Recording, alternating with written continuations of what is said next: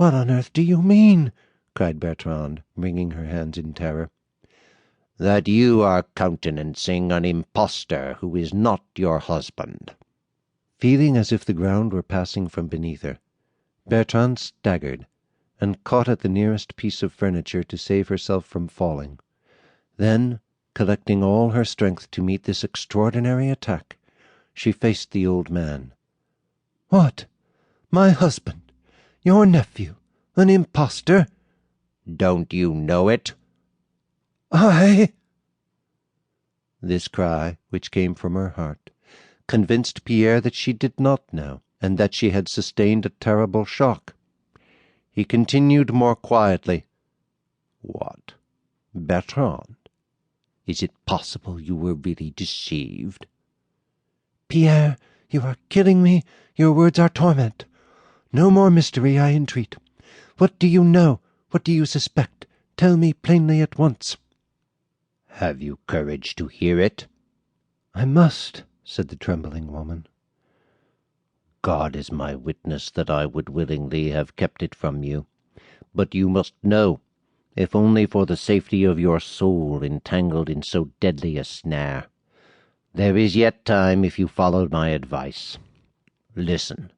The man with whom you are living, who dares to call himself Martin Guerre, is a cheat, an imposter." "How dare you say so?" "Because I have discovered it. Yes, I had always a vague suspicion, an uneasy feeling, and in spite of the marvelous resemblance I could never feel as if he were really my sister's child.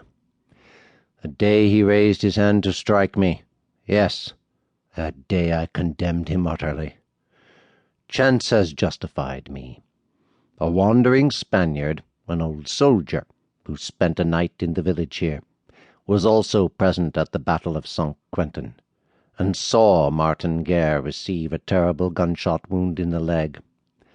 After the battle, being wounded, he betook himself to the neighbouring village, and distinctly heard a surgeon in the next room say that a wounded man must have his leg amputated, and would very likely not survive the operation. The door opened, he saw the sufferer, and knew him for Martin Guerre. So much the Spaniard told me. Acting on this information, I went on pretence of business to the village he named. I questioned the inhabitants, and this is what I learned." "Well?" said Bertrande, pale and gasping with emotion. "I learned that the wounded man had his leg taken off, and as the surgeon predicted, he must have died in a few hours, for he was never seen again." Bertrande remained a few moments as if annihilated by this appalling revelation. Then, endeavouring to repel the horrible thought, "No," she cried, "no, it is impossible.